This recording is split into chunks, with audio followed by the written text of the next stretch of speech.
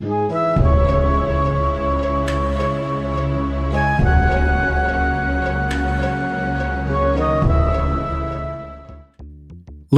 is an RPG series released in the 90s by Game Arts. It recently received a remaster for modern consoles. Pool is a name given to an enclosed body of water used for playing and swimming in. Neither of these facts have anything to do with today's episode. Lunar Pool, released in 1991 on the Nintendo Entertainment System by Compile. Now, Compile were known for their quality retro shooters. Will this little detour pay off? Let's pop it in and find out.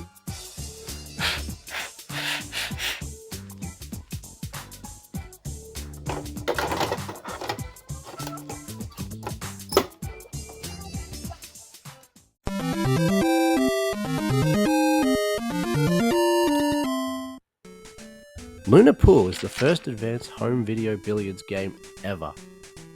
Never before have you been able to choose from 60 different tables, varying in shape, size, and difficulty. Become a Lunar hustler by mastering all 60 stages. Now, pool, or billiards, is played by hitting a ball into many balls into holes with a stick. Now, what really sets this game apart from its contemporaries is the minigolf-esque tables. Not just a simple billiards table, there are many different variations over the 60 levels. Some easy, some devilishly difficult. This type of variety with the tables definitely gives it an edge in replayability. You can choose to play any of the aforementioned 60 levels to hone your skills. There is also an option to increase or decrease your friction, which will change the traction of the ball. The lower the friction, the further it travels. The higher the friction, the less further it travels. If that makes sense.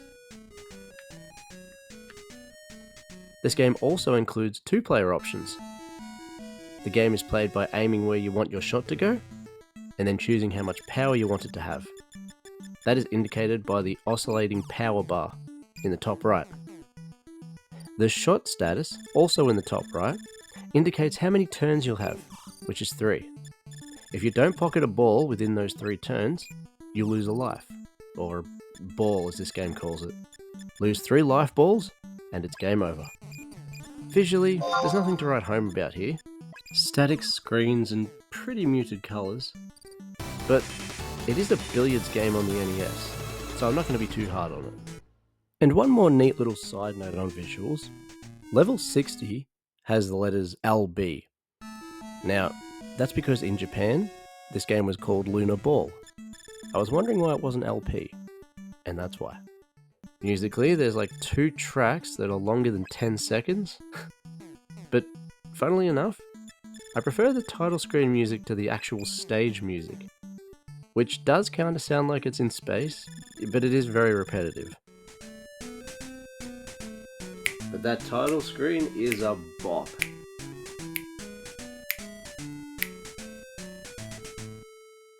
Now, I never had this game growing up, but we did actually have a billiards table upstairs, and I used to love playing that thing.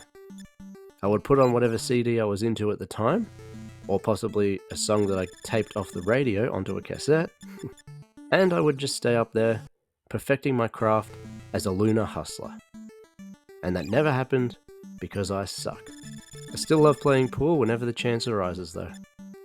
So on pricing, it's an NES game about billiards, so a cart's $20 and complete's about 50.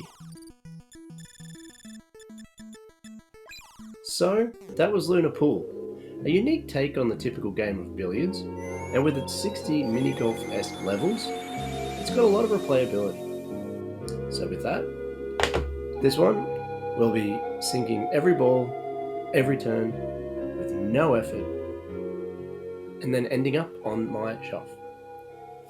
Now, in retrospect, there are no bad games, but there are bad instances where developers stray from what they know. Luckily, this is not one of those instances. Well done, compiler. See you later.